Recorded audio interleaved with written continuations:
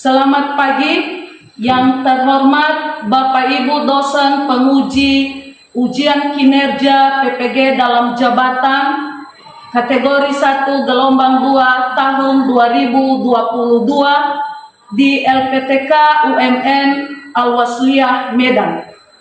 Perkenalkan, nama saya Leti Faslan Telombanua, nomor peserta PPG 2016 99776635. Saya guru bahasa Indonesia di SMA Negeri 1 Lotu, Kabupaten Nias Utara, Provinsi Sumatera Utara. Pada saat ini saya akan melaksanakan ujian praktik pembelajaran pada pelaksanaan ujian kinerja PPG dalam jabatan kategori 1 gelombang 2 tahun 2022 dengan model pembelajaran problem based learning atau PBL pada materi teks ceramah kelas 11. Demikian, terima kasih. Selamat menyaksikan. Selamat pagi semua.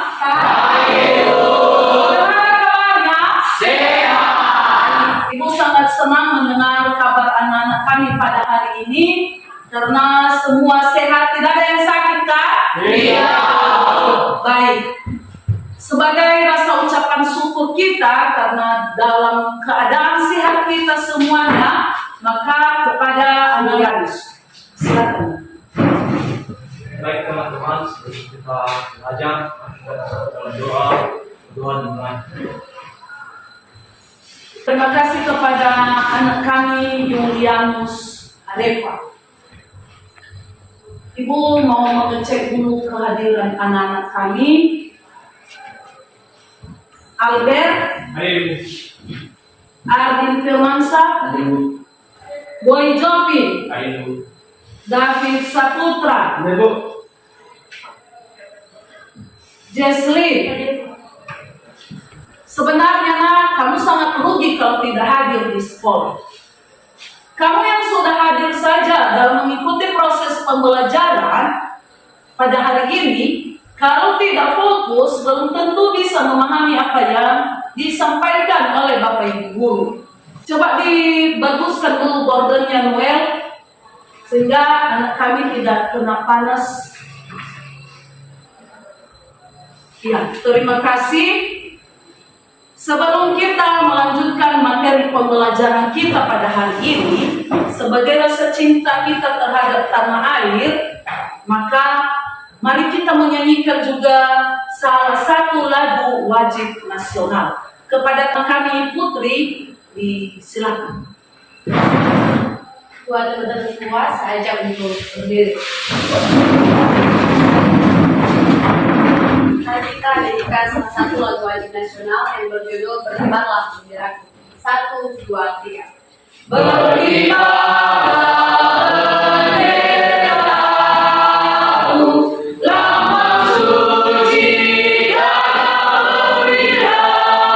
Baik, terima kasih kepada anak kami Putri.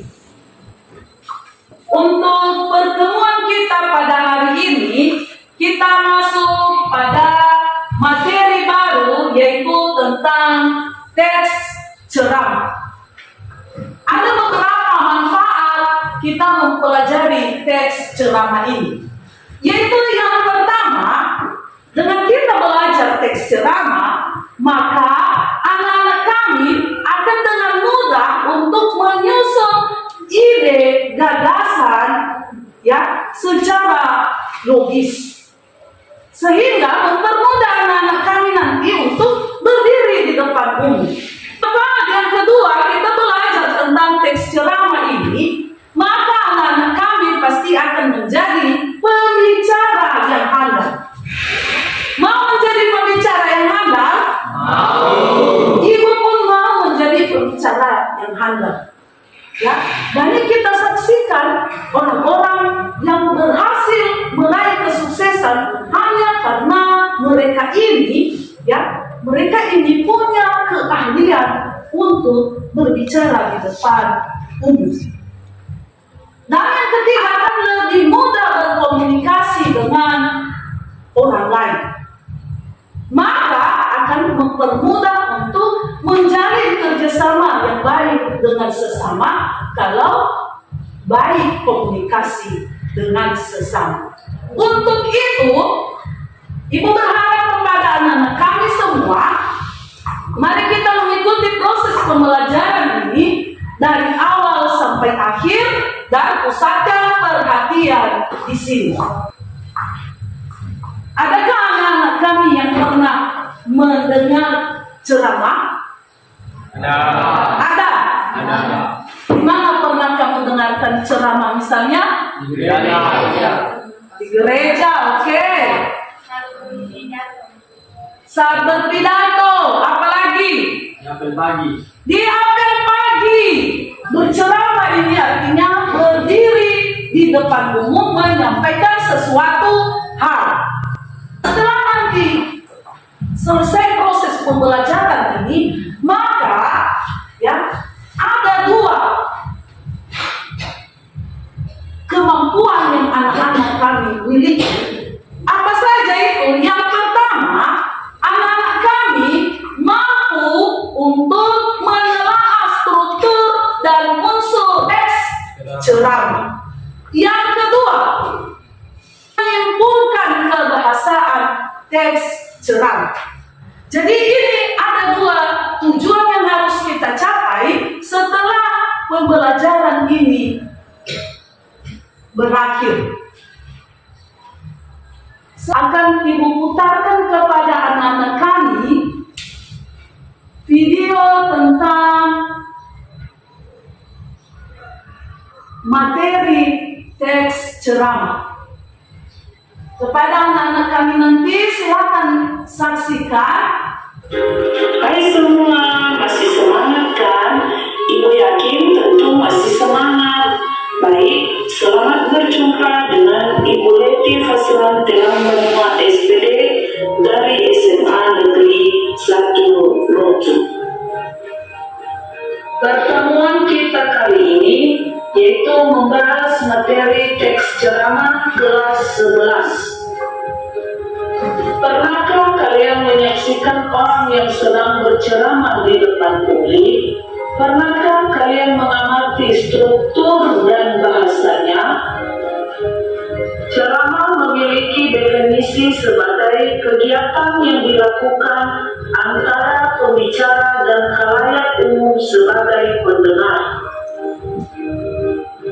Tujuannya adalah untuk menyampaikan informasi dan pengetahuan. Pembicara yang membawakan ceramah umumnya adalah orang yang dianggap menguasai bidangnya dengan baik.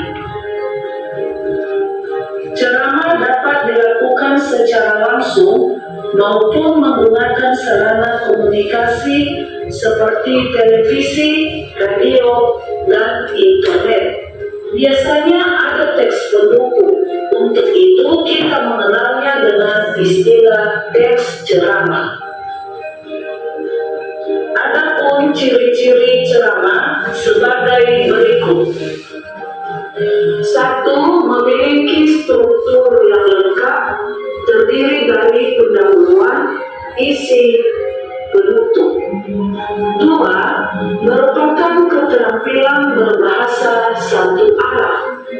3. Pembicara berdiri di depan orang banyak untuk menyampaikan materi, sedangkan pendengar hanya menyimak saja. 4. Merupakan kegiatan pasif. 5. Isi ceramah sesuai dengan kegiatan yang ada. 6. Isi ceramah harus objektif, jelas, dan benar. 7. Isi ceramah tidak menimbulkan pertentangan di masyarakat. 8. Bahasa yang digunakan penceramah mudah dipahami pendengar. 9. Bahasa yang digunakan penceramah harus santun dan rendah hati. penggunaannya sebagai berikut. 1. Informatif, artinya memberikan informasi kepada pendengar mengenai suatu hal, sehingga pendengar dapat memahami atau mengerti isi informasi dengan jelas dan benar. 2. Persuasif, artinya mengajak pendengar supaya mengikuti apa yang telah pembicara sampaikan, agar keyakinan pendengar semakin bertambah untuk melakukan sesuatu ke arah yang lebih baik lagi. 3. Argumentatif, artinya untuk meyakinkan pendengar mengenai suatu hal. 4. Deskriptif, artinya untuk menggambarkan tentang suatu keadaan. 5. Rekreatif, artinya menggembirakan atau menghibur pendengar agar merasa puas. 6. Naratif, artinya menceritakan sesuatu hal kepada pendengar. Struktur teks ceramah terdiri dari 1. Pendahuluan. Bagian A, pembuka. Bagian ini berisi salam pembuka, ucapan hormat, dan ucapan syukur. Bagian B, pengantar. Bagian ini adalah paragraf pengantar yang mengarah pada topik. Biasanya pengantar berasal dari informasi atau berita yang faktual yang masih terkait dengan topik ceramah. 2. Isi ceramah. Bagian A, inti, berisi paparan dari penceramah, pandangan umum, ilustrasi dari materi yang disampaikan. Bagian B, gagasan berisi ide besar yang ingin disampaikan kepada pendengar. Ceramah yang baik berisi satu gagasan besar yang kemudian dikembangkan dalam subtopik. 3. Penutup, berupa penegasan kembali atas pernyataan-pernyataan sebelumnya, atau berupa A. Kesimpulan, dan B. rangkuman. Kaidah kebahasaan teks ceramah. 1. Menggunakan kata ganti orang pertama tunggal dan kata ganti orang kedua jamak sebagai sapaan. Kata ganti orang pertama yakni saya, aku. Mungkin juga kata kami apabila penceramahnya mengatasnamakan kelompok. Teks ceramah seringkali menggunakan kata sapaan yang ditujukan pada orang banyak seperti hadirin, kalian, bapak-bapak, ibu-ibu, saudara-saudara.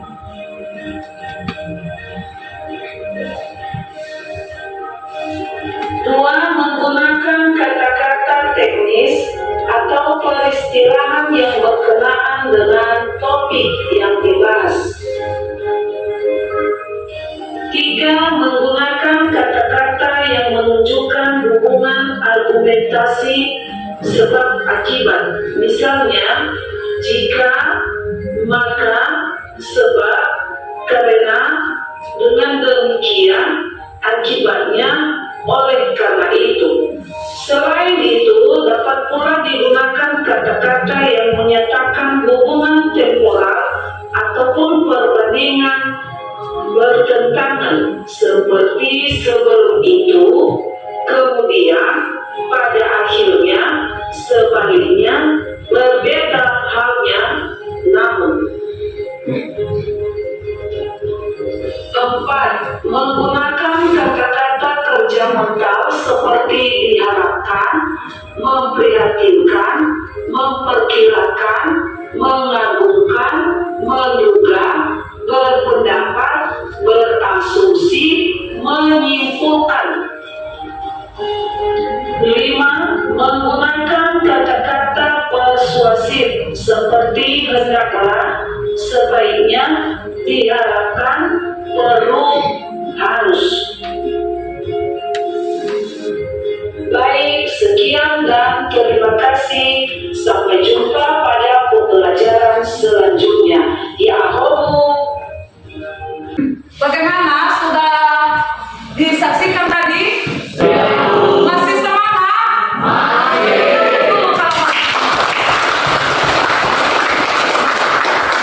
Struktur ceramah atau teks ceramah yang terdiri tadi pendahuluan, isi, dan penutup. Baik, ada pertanyaan dari apa yang sudah kita pelajari tadi, Nobu? Ya, silakan kepada anak kami, Jesli. Apa perbedaan tes ceramah pidato dengan tes ceramah khotbah? Pertanyaan temanmu tadi, bagaimana perbedaan antara ceramah, ya, pidato, juga khotbah? Nah, ini terjawab nanti pertanyaan ataupun yang anak-anak kami sampaikan tadi, bahwa kamu sering mendengarkan orang berceramah di gereja, sering mendengarkan orang berpidato, juga khotbah. Nah, tentunya ada perbedaan dari ketiga hal tersebut. Pidato itu isinya mengajak pendengarnya untuk melakukan sesuatu sebagaimana yang diharapkan oleh pembicara. Jadi dia menggunakan kalimat-kalimat persuasif, mengajak. Khotbah itu biasanya sering dilakukan di tempat-tempat ibadah. Nah, khotbah ini juga berisi tentang ilmu praktik keagamaan. Nah, itu untuk yang namanya khotbah. Sementara kalau ceramah itu adalah menyampaikan ide ataupun gagasan, ya, kepada orang lain. Dan biasanya yang melakukan ini adalah orang yang ahli di bidang. Itulah yang dinamakan dengan ceramah. Bagaimana bisa kamu bedakan tadi khotbah, ceramah, dan pidato? Bisa kita membentuk kelompok, karena ibu akan membagikan nanti LKPD kepada anak-anak kami. Sesuaikan dengan kelompok belajar kita selama ini. Ya, silakan saja.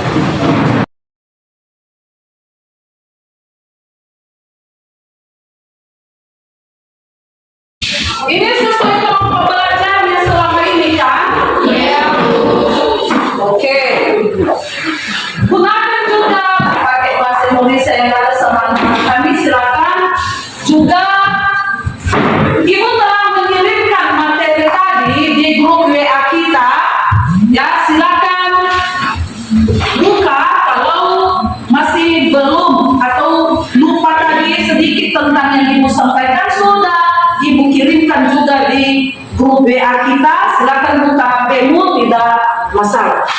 Ini silakan kerjakan sesuai dengan yang Ibu bagikan kepada anak-anak kami nanti.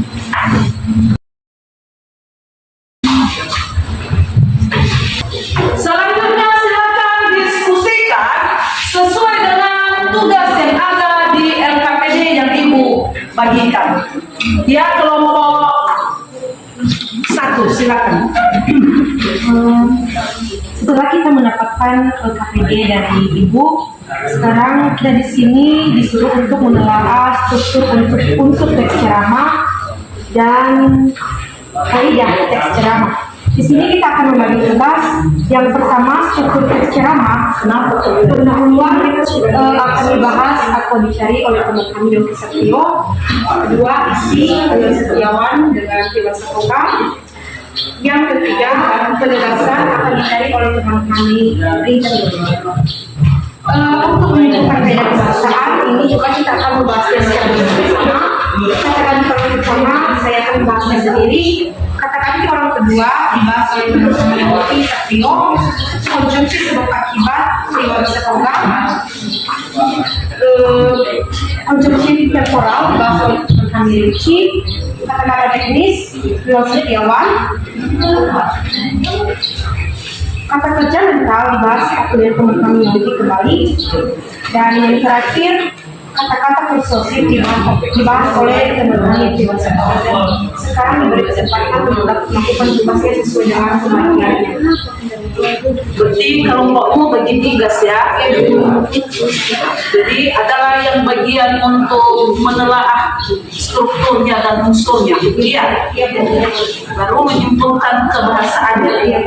Kerjakanlah sesuai dengan RKPD yang menentukan. Bagaimana kalian kelompok dua? Sudah dibagi tugasnya. Jadi apa tugasnya di situ tadi? Menelaah, baca di teksnya dulu ya, sesuaikan dengan teks yang ibu bagikan itu.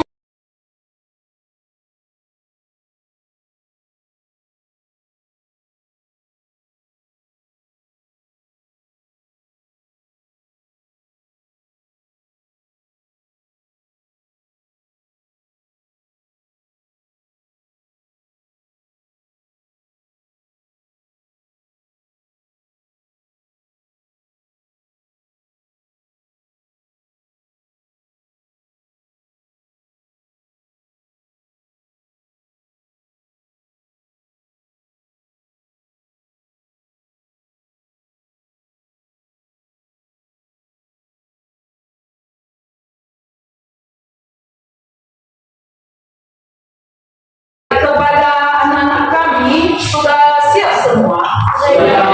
Nah, jadi kalau sudah siap, harus kamu diskusikan lagi di dalam kelompokmu. Setelah itu baru tuangkan di RKPD yang ibu bagikan tadi.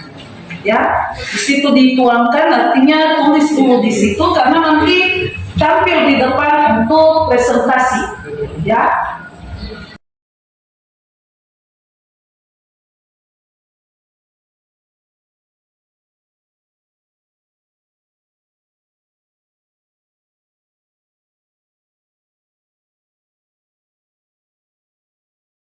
Kemudian sudah selesai semua ya? Baik.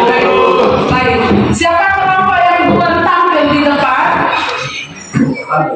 Oh, tetap kelompok satu ya. Nanti anak-anak kami yang lain dengarkan apa yang disampaikan oleh kelompok satu. Pendahuluan yang menjadi sitasnya yaitu pemilihan kata-kata oleh masyarakat akhir-akhir ini cenderung semakin menurun kesantunannya dibandingkan dengan selama saya dahulu ketika kanak-kanak. Hal tersebut tampak pada ungkapan-ungkapan pada banyak kalangan dalam menyatakan pendapat dan perasaannya, seperti ketika berdemokrasi ataupun rapat-rapat umum. Penjelasannya, kesantunan bahasa yang dipakai masyarakat sekarang semakin menurun dibandingkan dengan zaman dulu. Yang kedua, isi. Yang menjadi isi teksnya yaitu kita pun tentu gelisah sebagai orang tua. Kita sering menyaksikan kebiasaan berbahasa anak-anak dan para remaja yang kasar dengan dibumbui sebutan-sebutan sesama yang sangat miris untuk didengar. Fenomena tersebut menunjukkan adanya penurunan standar moral, agama, dan tata nilai yang berlaku dalam masyarakat itu. Yang menjadi penjelasannya yaitu kebiasaan bahasa anak-anak dan remaja. Yang ketiga, penegasan. Yang menjadi isi teksnya, berbahasa santun seharusnya sudah menjadi suatu tradisi yang dimiliki oleh setiap orang sejak kecil. Anak perlu dibina dan dididik berbahasa santun. Apabila dibiarkan, tidak mustahil rasa kesantunan itu akan hilang sehingga anak itu kemudian menjadi orang yang arogan, kasar, dan kering dari nilai-nilai etika dan agama. Yang menjadi penjelasannya, berbahasa santun seharusnya sudah menjadi suatu tradisi yang dimiliki oleh setiap orang agar tidak hilang dan menurun. Yang kedua, menyimpulkan hasil kaidah teks ceramah berdasarkan teks yang telah disajikan. Yang menjadi kaidah kebahasaan yang pertama yaitu kata ganti orang pertama. Yang menjadi kalimat bukti pendukungnya yaitu gejala yang sama terlihat pula pada pengguna bahasa oleh para politisi kita. Misalnya ketika melontarkan kritik terhadap kebijakan pemerintah. Yang kedua, kata ganti orang kedua. Yang menjadi kalimat atau bukti pendukung yaitu bapak-bapak dan ibu-ibu yang berbahagia. Pemilihan kata-kata oleh masyarakat akhir-akhir ini cenderung semakin menurun kesantunannya dibanding dengan zaman saya dulu ketika kanak-kanak. Dan yang ketiga, konjungsi sebab akibat. Ketidaksantunan berkaitan pula dengan rendahnya penghayatan masyarakat terhadap budaya, sebab kesantunan berbahasa itu tidak hanya berkaitan dengan ketepatan dalam pemilihan kata ataupun kalimat. Dan yang keempat yaitu kata konjungsi temporal yang menjadi kalimat pendukungnya yaitu sebelumnya pada zaman pemerintahan Orde Baru pemakaian bahasa dibuka secara santun lewat pemilihan kata yang dihaluskan maknanya atau eufemistis. Yang kelima, hal tersebut tampak pada ungkapan pada banyak kalangan dalam menyatakan pendapat dan perasaan, seperti ketika berdemonstrasi ataupun rapat umum. Demikian dari hasil diskusi kami. Jika ada saran ataupun tanggapan dari kami, baik, silakan Ibu, mungkin ada yang ingin menanggapi dari apa yang disampaikan oleh temanku di depan ini tadi tentang menelaah struktur dan unsur kebahasaan teks ceramah. Silakan kalau ada yang mau menanggapi. Kelompok 3, silakan. Baik, pada menelaah struktur teks ceramah berdasarkan pendidikan, pada bagian isi ada kalimat yang kalian tambahkan di bagian isi, yaitu penyebab utamanya adalah perkembangan masyarakat yang sudah tidak menghiraukan perubahan yang mereka santunan dan tanda krama dalam suara masyarakat. Misalnya, kesantunan tata krama yang berlaku pada zaman kerajaan yang berbeda dengan yang berlaku pada masa kemerdekaan dengan pada masa kini. Kesantunan juga berkaitan dengan tempat, nilai kesantunan tempat. Nilai kesantunan di kantor berbeda dengan pasar, terminal dan di rumah. Jadi itu tadi yang kalian tambahkan dalam diskusi jelas struktur teks. Baik, silakan tunggu coba.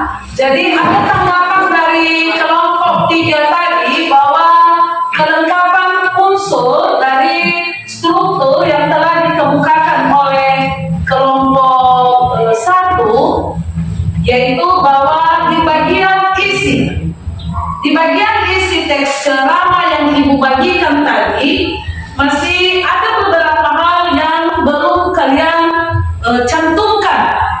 Karena yang kita lihat di situ strukturnya kan ada terbagi 3, yaitu yang pertama bagian pendahuluan. Nah, tentunya anak-anak kami kalau pendahuluan ini pasti apa yang menyebabkan hal tersebut terjadi.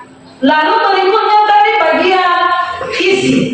Nah, di bagian isi inilah yang disampaikan oleh kelompok 3 bahwa masih belum lengkap, sehingga di kelompok 3 tadi ada beberapa tambahan untuk kelompok 1 yang perlu kalian tambahkan. Misalnya tadi itu mengenai pendidikan etika dalam kesantunan berbahasa yang berbeda dengan di zaman atau pada masa-masa kerajaan dulu dengan masa sekarang. Ada tadi itu dalam teks. Nah, kalau ada yang seperti itu, maka kelompok 1 silakan sempurnakan nanti apa yang disampaikan oleh kelompok 3. Begitu saja untuk kelompok 1. Selanjutnya silakan memberikan tepuk tangan. Baik, silakan ke belakang. Nanti kelompok 1 sempurnakan ya tugasnya. Ya, Ibu. Silakan lagi. Oh, berhubungan ini ya. Langsung ke kelompok 2. Silakan ke depan.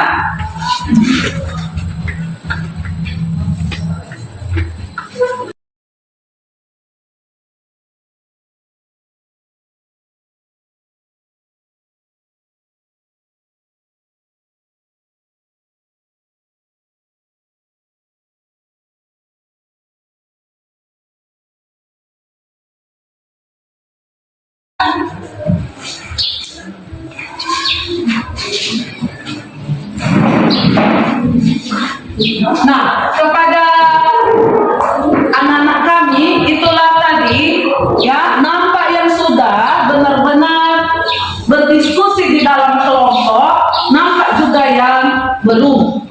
Tadi di kelompok penampilan kelompok 4, di situ sudah lengkap unsur-unsur mereka, baik itu struktur teks ceramah maupun juga kebahasaan dari teks ceramah tersebut. Nah, berdasarkan hal tersebut, ada beberapa hal yang mau Ibu tanyakan kepada anak-anak kami. Bagaimana tadi dalam proses pembelajaran kita?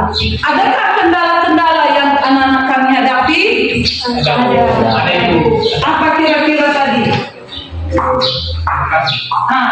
Dari kelompok kami sendiri, di sini ketika kami sedang menjalankan diskusi, ada salah satu teman kami yang kurang aktif dalam kelompok, hanya menunggu jawaban saja, dan juga tidak mau menerima pendapat ketika salah satu teman kami menyampaikan gagasannya. Sekian dari kami. Baik, terima kasih. Nah, sesuai dengan kelompok 4, kendala mereka tadi, ya, di mana ada teman yang kurang aktif dalam proses pembelajaran. Kedepannya, seluruh anak kami, ya, dalam proses pembelajaran, apalagi dengan diskusi seperti ini, dihimbau kepada anak-anak kami, silakan kerjakan bagian tugasmu yang telah dibagikan oleh ketua kelompok. Karena dari kamu mengerjakan itu, kamu akan bisa semakin memahami materi yang disajikan oleh Bapak Ibu guru di depan ini. Ya, bisa itu? Bisa. Kedepannya seperti itu ya. Harus aktif dalam kelompok. Begitu juga kalau ada penggunaan HP yang seperti tadi, ya, yang diakses cukup untuk bahan materi yang berkaitan dengan apa yang disampaikan oleh Bapak Guru. Nah, dari pembelajaran kita pada hari ini, silakan anak-anak kami, siapa yang bisa menyimpulkan apa yang sudah kita pelajari pada hari ini? Ada yang bisa menyimpulkannya? Oh, kelompok 3, ini anak kami, jawaban silakan. Baik, setelah kami berdiskusi tentang ceramah, kami telah mendapatkan kesimpulan itu bahwa ceramah memiliki definisi sebagai kegiatan yang dilakukan atas pembelajaran dan halayak umum sebagai pendengar. Kemudian tujuan dalam teks ceramah adalah untuk menyampaikan informasi dan pengetahuan. Pembicara yang membawakan ceramah umumnya adalah orang yang dianggap menguasai bidangnya dengan baik. Kemudian struktur teks ceramah ada 3, yaitu yang pertama pendahuluan, isi, dan penutup. Baik, ada lagi? Ada lagi? Siapa? Ada, Ibu. Nah, ini bagian apa sama mau Restiwi? Oke, struktur teks ceramah. Apa saja strukturnya? 1, pendahuluan, 2, Isi 3, penutup atau penegasan. penutup atau penegasan. Dan silakan dulu. Yang terakhir adalah kebahasaan teks ceramah. Apa saja kebahasaannya? Ada berapa? 7.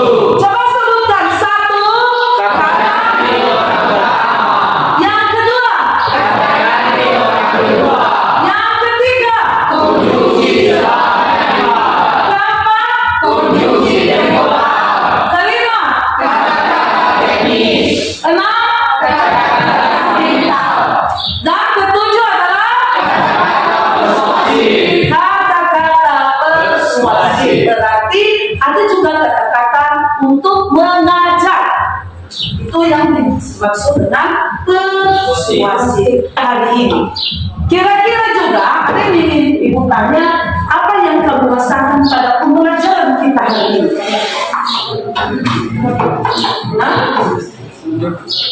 Iya, jawaban lagi, silakan jawaban. Baik, yang kami rasakan sebagai merasakan sangat senang karena kan proses pembelajaran ini tidak hanya menggunakan media seperti itu saja, namun menggunakan alat-alat elektronik seperti fokus dan juga laptop, sehingga kami dapat lebih jelas jika lebih mengerti dalam penjelasan ibu. Seperti tadi ibu telah memberikan kami video tentang pembelajaran teks ceramah, kami pun semakin mengerti dan memahami tentang teks ceramah. Baik, terima kasih Jovan. Jadi kelompok 3 merasa senang pada pembelajaran hari ini karena bukan hanya mendengarkan saja, mereka langsung menyaksikan bagaimana itu yang dimaksud dengan ceramah. Bahkan struktur dan unsur-unsurnya sudah ibu tampilkan kepada anak-anak kami. Berdasarkan pembelajaran kita pada hari ini, maka sudah tercapailah apa yang menjadi target kita tadi dalam pembelajaran kita, di mana tadi anak-anak kami telah mampu menelaah struktur dan unsur teks ceramah. Itulah tadi yang kamu bacakan di depan ini.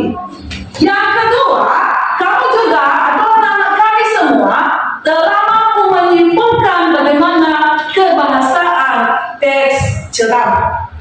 Itu tadi kamu bisa menyimpulkannya dengan menemukan 7 kebahasaan teks ceramah. Dari hal tersebut, ibu lihat sudah tercapai apa yang menjadi target kita tadi, bahwa anak kami dapat menelaah dan juga dapat menyimpulkan kebahasaan dari teks ceramah. Ada tugas yang sudah ibu bagikan lagi, ya sudah ibu share di WA. Silakan nanti itu tugas mandiri, kerjakan sendiri di rumah, ya. Selanjutnya nanti tugas tersebut juga, ya, boleh langsung kamu kirimkan kepada ibu, ya, melalui Google Classroom yang kita gunakan selama ini. Bisa itu? Bisa. Baik, demikian untuk hari ini. Kepada anak-anak kami, tetap semangat, maka kita akhiri juga pembelajaran kita. Terima kasih.